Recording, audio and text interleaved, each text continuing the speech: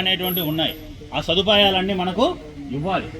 అంటే మనకు అంగన్వాడీ కార్యకర్తలకు కనీస వేతనం 26,000 రూపాయలు గుర్తించాలి. అంగన్వాడీ కార్యకర్తలను ప్రభుత్వ ఉద్యోగులుగా గుర్తించాలి. అంగన్వాడీ కార్యకర్తలను ప్రభుత్వ ఉద్యోగస్తులుగా వారి సమస్యలను వెంటనే పరిష్కరించాలి. అంగన్వాడీ కార్యకర్తల సమస్యలను ఇవ్వాలి. మౌలిక సదుపాయాలు ఇవ్వాలి. ప్రభుత్వ పథకాలన్నీ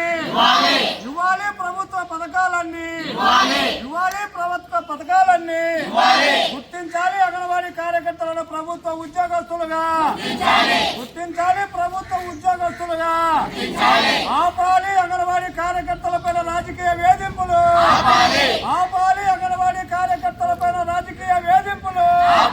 కల్పించాలి. ఉద్యోగ భద్రత 17వ తారీఖు మేము ఇక్కడ సమావేశం కావడానికి ఈ సమ్మె చేయడానికి కారణం ఏంటంటే, ప్రభుత్వం వచ్చినప్పటి నుంచి వాళ్ళు మాకైతే గత ప్రభుత్వం ఉన్నప్పుడు మేము 42 రోజులు ధర్నా చేయడం అయితే జరిగింది. అప్పుడు ప్రతి ఒక్క నాయకుడు వచ్చి అమ్మ మీ సమస్యలను మేము పరిష్కరింపజేస్తాము మా ప్రభుత్వం వస్తే అని చెప్పినారు. కానీ ఇప్పుడు వచ్చి 8 నెలలైనా కూడా మా సైడ్ తిరిగి చూసిన వాళ్ళు ఎవరు కూడా లేరు, మమ్మల్ని పట్టించుకున్న వాళ్ళు కూడా లేరు. మా సమస్యలు అయితే చాలా ఉన్నాయి. ముఖ్యంగా రూమ్ రెంట్స్ అయితే తక్కువ, మాకు వచ్చేది 2,000 ఇస్తున్నారు. 2,000కు ఎటువంటి రూమ్ అయితే లేదు.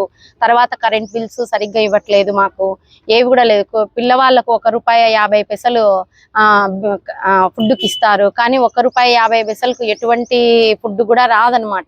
మా జీతాలతోనే మేము వాళ్ళకి పెడుతూ ఉన్నాము. తర్వాత మాకు జీతాలు సక్రమమైన సమయంలో వేయాలి, మాకు రావాల్సినటువంటి TA బిల్లులు కూడా వేయాలి. తర్వాత గ్యాస్, మాకు ఉచితంగా గ్యాస్ను ప్రొవైడ్ చేయాల్సిన అవసరము ఉందని చెప్పేసి మేము గవర్నమెంట్కి తెలియజేసుకుంటూ వస్తున్నాము. ముఖ్యంగా మమ్మల్ని గవర్నమెంట్ ఉద్యోగులుగా గుర్తించి మాకు కనీసము 26,000 జీతం ఇచ్చేలాగా చేయమని కూడా ప్రభుత్వాన్ని కోరుతున్నాము. ఆయాలకు కూడా 15,000 జీతం ఇవ్వాలి. అసలు ఇప్పుడున్నటువంటి సమాజంలో ఏ ఒక్క సామాన్యమైనటువంటి మనిషి బ్రతకాలన్నా కూడా 26,000 జీతం, 26,000 డబ్బులు కూడా సరిపోవన్నమాట. వాటిని వాళ్ళు గుర్తు పెట్టుకునేసి మా యొక్క అంగన్వాడీ టీచర్ల సమస్యలు అన్నింటినీ తీరుస్తారనేసి ప్రభుత్వాన్ని నేను వేడుకుంటూ వస్తున్నానండి. నా పేరు గీతా ప్రవీణ, పెన్నా నగర్ 1లో నేను అంగన్వాడీ సత్యనారాయణ, CIT జిల్లా కార్యదర్శి, పొద్దుటూరు. ఈరోజు అంగన్వాడీలందరూ కూడా రాష్ట్ర వ్యాప్తంగా రోడ్లెక్కి ఆందోళన చేయాల్సిన పరిస్థితి ఈ కూటమి ప్రభుత్వం కల్పించిందని చెప్పేసి స్పష్టంగా కనబడతా ఉంది. ఎందుకంటే ఎన్నికల ముందు అనేక రకాల వాగ్దానాలు చేశారు. ఆందోళన చేస్తూ ఉంటే మీ ఆందోళన కొనసాగించండి, మేము మద్దతు ఉంటాం, మేమే అధికారంలోకి వచ్చిన వెంటనే మీ సమస్యలన్నీ పరిష్కరిస్తాము, మీకు జీతాలు పెంచుతాం, పర్మనెంట్ చేస్తాం అని అనేక రకాలుగా ఎక్కడికెక్కడ ఏ నియోజకవర్గంలో ఆ నియోజకవర్గంలో ఆ నాయకులను పంపించేసి అందరూ మాట్లాడడం జరిగింది.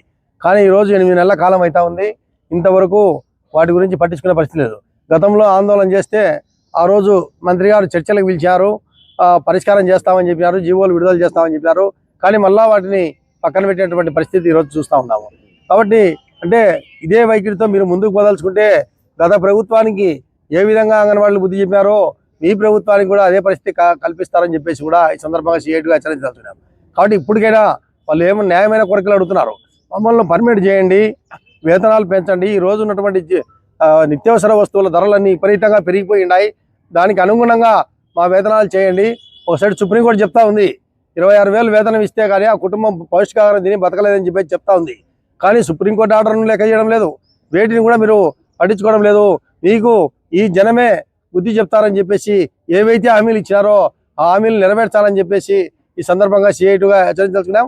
అదే కాదు, చాలామంది ఏదో సామెత ఉంది, కొత్త పిచ్చగాడు పొద్దురగని అన్నట్టు అంగన్వాడీ టీచర్లను ఎక్కడ తీసేయాలా, ఎక్కడ మావాళ్ళం పెట్టుకోవాలని చెప్పేసి ప్రయత్నాలు కూడా కొందరు నాయకులు, చిన్న గల్లీలలో నాయకులు చేస్తూ ఉన్నారు. మీ నాయనగారితో కూడా కాదు ఒక అంగన్వాడీ టీచర్ని తొలగించాలంటే కూడా అని చెప్పేసి ఈ సందర్భంగా చెప్పదలుచుకున్నాం. మీ ముఖ్యమంత్రి చంద్రబాబు నాయుడుకు బాగా తెలుసు ఈ అంగన్వాడీలతో పెట్టుకుంటే ఏ విధంగా ఉంటుంది అనేది. కాబట్టి ఈ గల్లీలలో చిన్న నాయకులందరూ కూడా వాళ్ళ జోలికి పోతే ఇబ్బందులు పడతారని చెప్పేసి ఈ సందర్భంగా హెచ్చరించదలుచుకున్నాం. కాబట్టి అక్కడక్కడ పొద్దుటూరు అయితేనే, మైదుకూరు అయితేనే, పులివెందల అక్కడక్కడ ప్రయత్నాలు జరుగుతూ ఉన్నాయి. కానీ మీ ఆర్డర్లు సాగమని చెప్పేసి CITగా హెచ్చరించదలుచుకున్నాం. కాబట్టి అంగన్వాడీలతో పెట్టుకుంటే మీరు ఇబ్బందులు పడతారు తప్ప అవి అటువంటి ఏమైనా ఉంటే విరమించుకోవాలని చెప్పేసి ఈ సందర్భంగా హెచ్చరించదలుచుకున్నాను. తవశ్రేష్ జనజ్ఞానిక రాష్ట్ర కార్యదర్శి. ఈరోజు అంగన్వాడీ సమస్యలు పెద్ద ఎత్తున మనం చూస్తూ ఉన్నాం. గతంలో 42 రోజుల పాటు వాళ్ళు అనేక రకాలైనటువంటి పోరాటాల ద్వారా చాలా వాటిని ప్రజల ముందుకు తీసుకొని రావడం అన్నటువంటి జరిగింది.